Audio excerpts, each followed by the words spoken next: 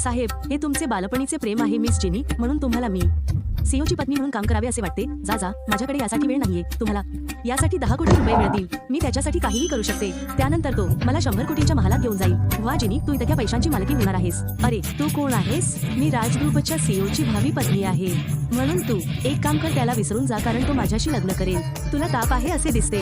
एक काम कर, थोडा आराम कर आणि या बाळासारखे स्वप्न पाहणे थांबव.